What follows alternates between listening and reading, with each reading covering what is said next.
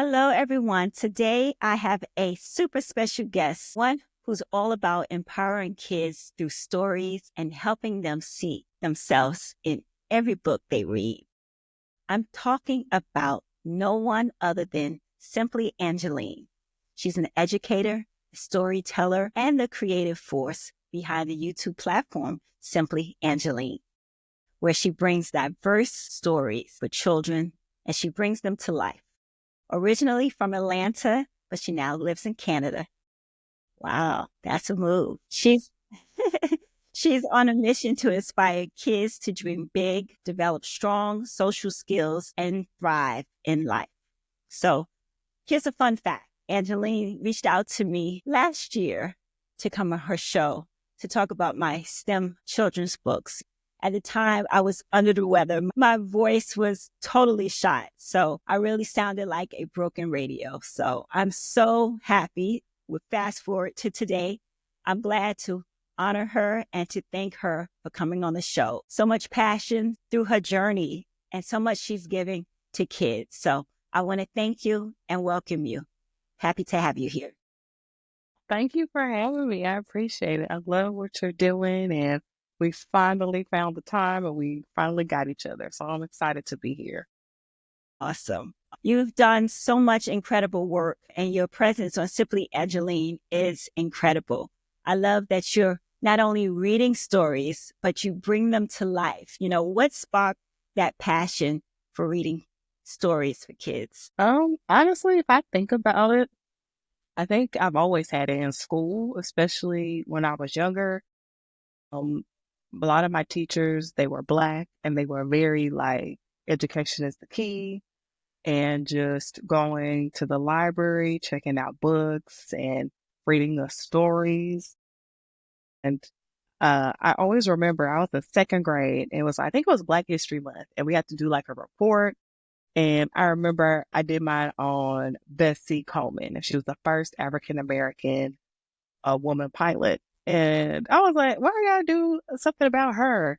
Because my middle name is Betsy, and then I used to always get teased. And so I was like, now I got someone similar to my middle name. I think after I researched her, I was like, oh, she's so amazing. Why doesn't everybody know her? Everyone knows about Amelia Earhart, but what about her? Exactly.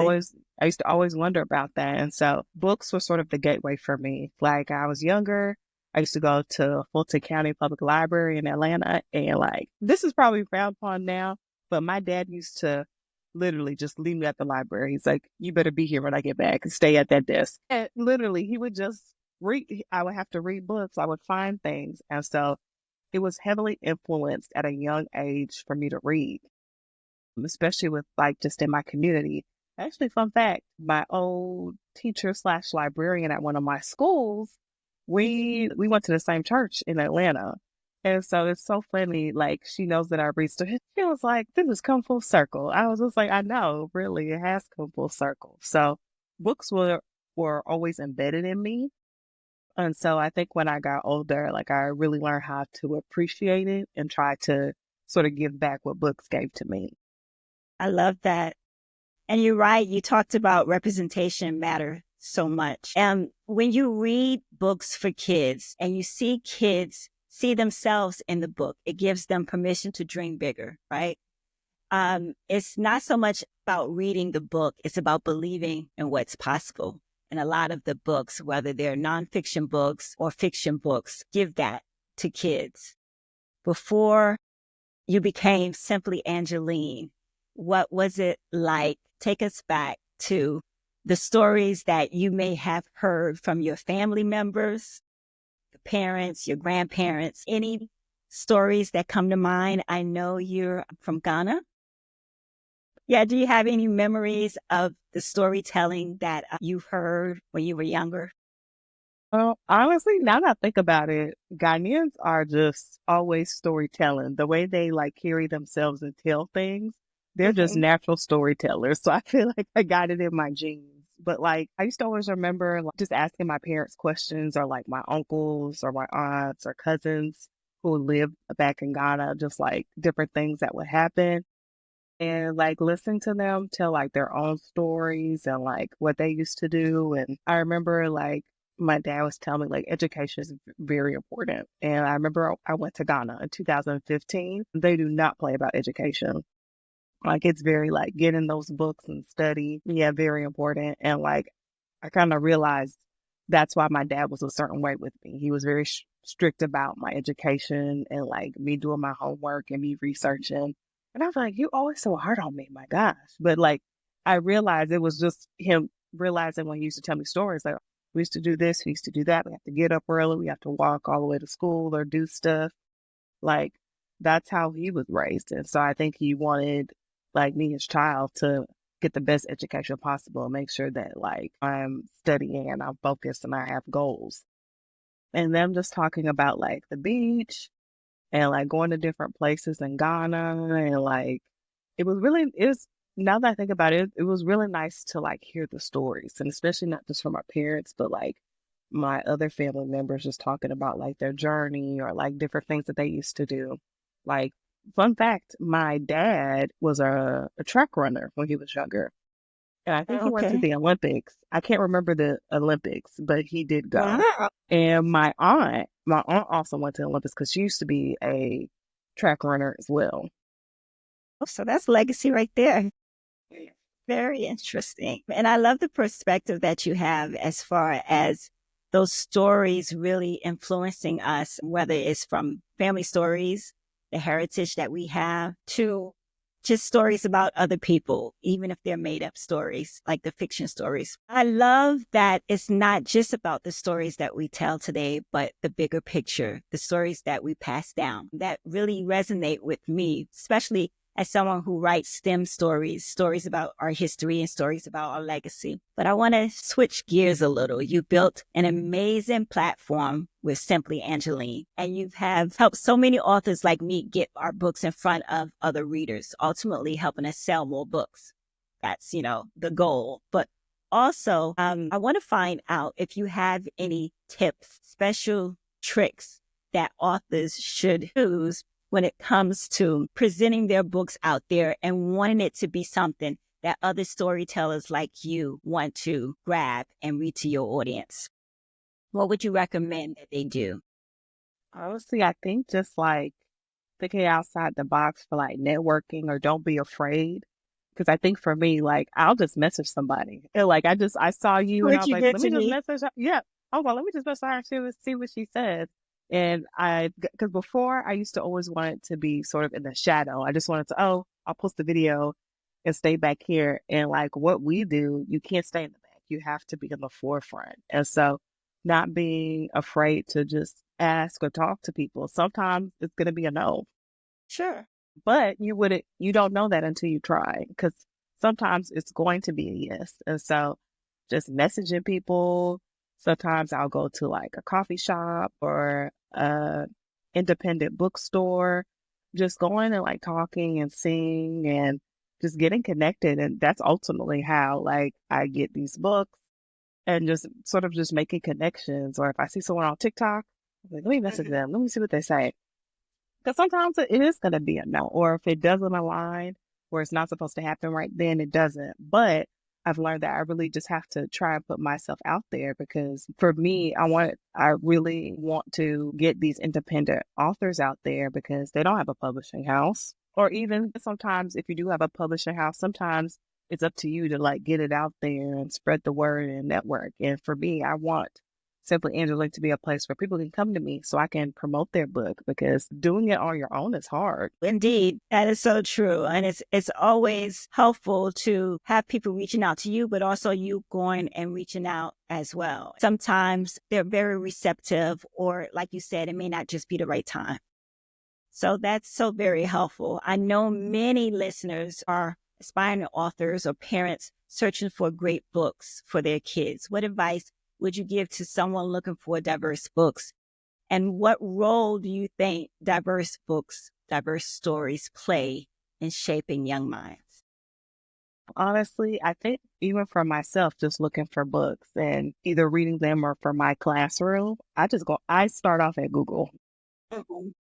As silly or as easy as that may sound, I really start on Google diverse Valentine's Day books, diverse books about grieving or loss, just to like honestly, just to get a start, just to see what's out there. Because sometimes there's websites that do stuff like that, or it'll take you to Instagram, or take you to TikTok, and maybe take you to like a Facebook page. And honestly, you could really start from there because sometimes you really have to, hopefully it won't be like this in like 10 years, but really dig deep and search and find these things because it can be hard. And then honestly, a resource is TikTok, really just going online and like searching.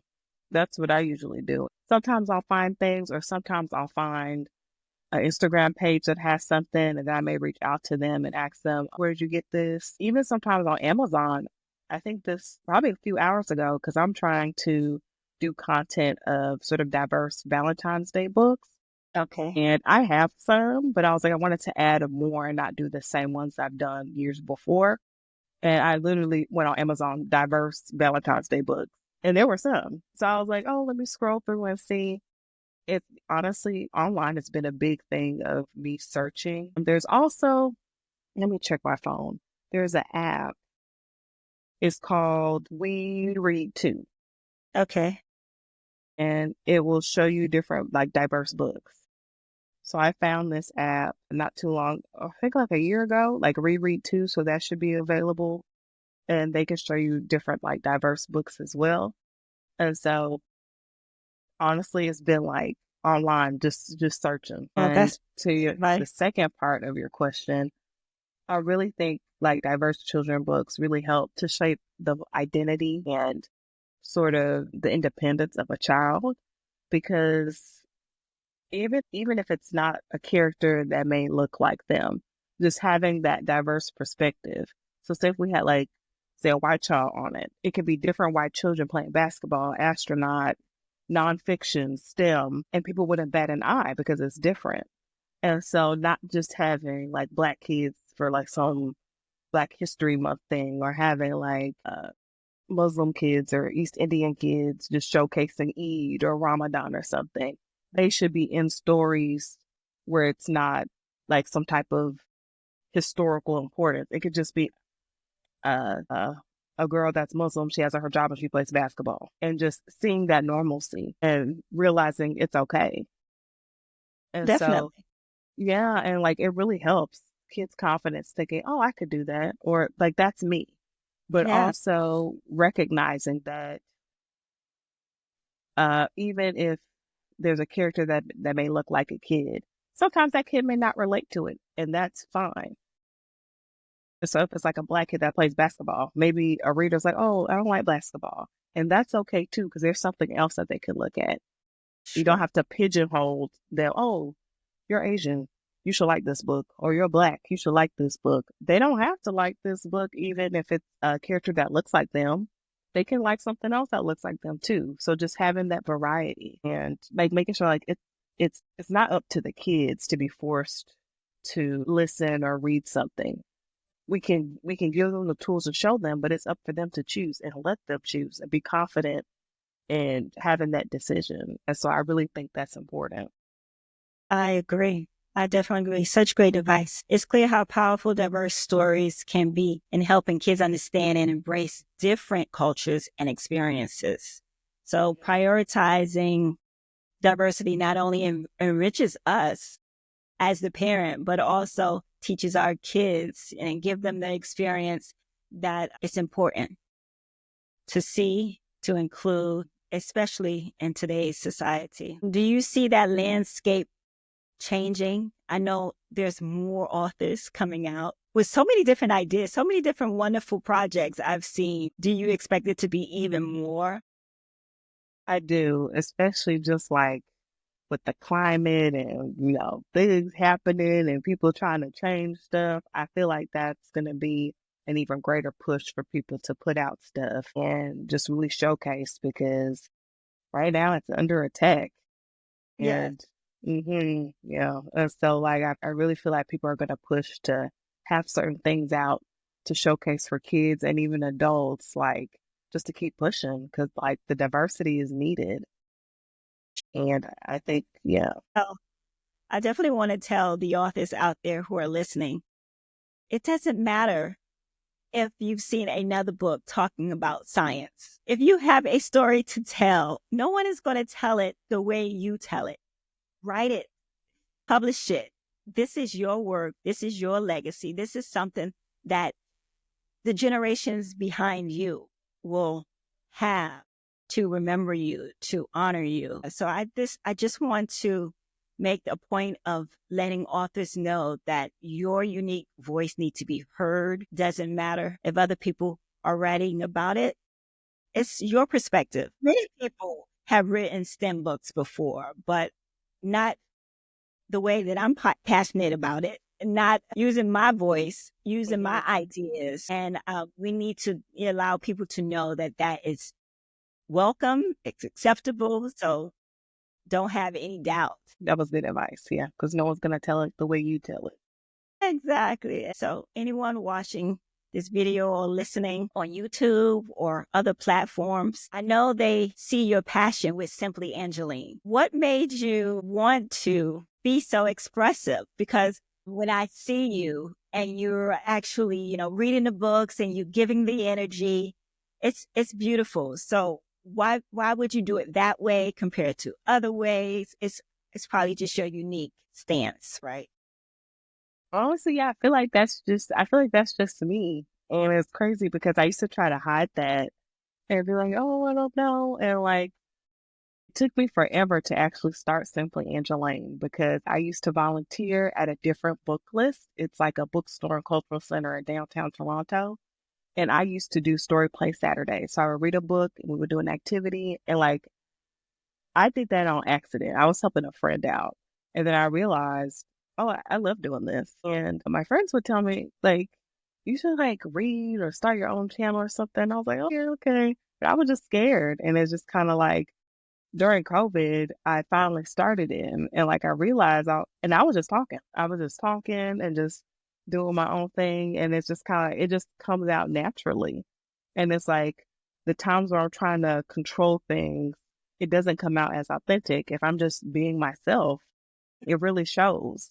And then so sometimes I'll have a rough day or like, oh, I have to do content. But then once I get on the mic and I start reading the story, it all goes away. I'm like, this is crazy because every time I read a story and I record myself, I realize this is what I'm supposed to do. That's beautiful. So from Atlanta to Canada, what made you make that move? That's funny. So I was a senior in high school. I was trying to figure out what I wanted to do. And I wanted to go either to like a HBCU or like stay in Georgia. It was either Georgia Southern or Georgia State. I actually want to go to Xavier University in Louisiana. Yes, I really wanted to go. That was like my dream school, Xavier University. Dillard or Southern. But then I was just like, oh, maybe I should try going to Canada because I had a cousin who used to live in Atlanta, but she moved to Toronto because she was born there, but she left when she was like 10 or Is that where 12. you are in Oh, Toronto? yes, in the Toronto area. And so I was actually born in Toronto, but I left when I was like 3 months. So Okay. my parents would tell me I was born here, but I honestly thought they were joking. I was just like, are you sure? Because I think my mom popped me out 3 months.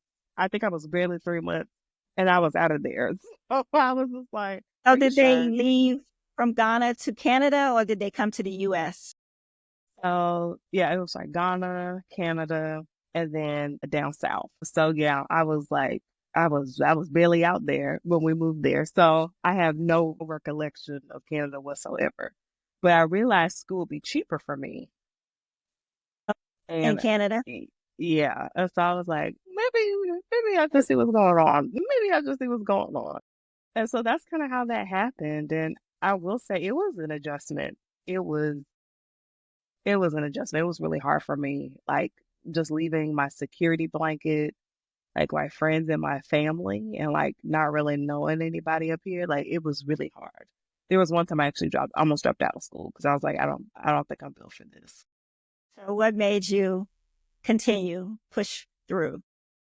Honestly, I think I wanted to prove to myself that I actually like could go to a different place and like try and like graduate, and which I did. But like I will say it's a good experience to like get away from where you live just to try somewhere.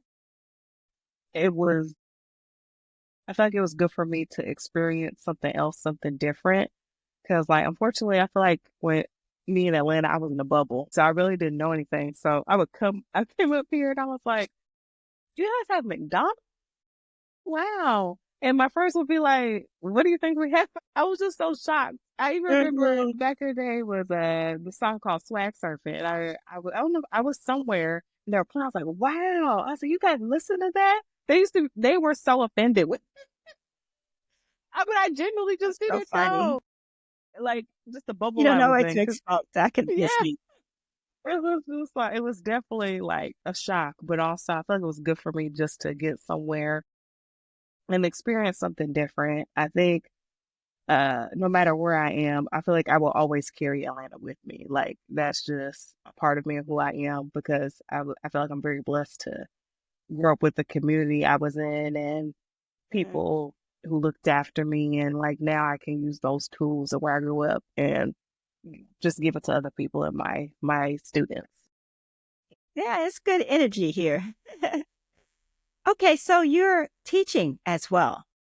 Tell me about that and what were your influences? So I've been teaching for 5 or 6 years. And funny story, I actually got into teaching on accident. Really? Yes, because I think my first 2 years in Canada, they were really, really rough. And so I didn't know in Canada, they call community college, and they call college university. So I had a cousin who went to a college, and I was like, oh, it's so cheap. I was like, I can just get a degree in like 2 or 3 years, not knowing it was community college. Because in America, we just say college. So I didn't know until like my cousin told me, and I was like, oh, I didn't know it was a difference. And so I think it was really hard for me to get adjusted because I feel like I was just in shock.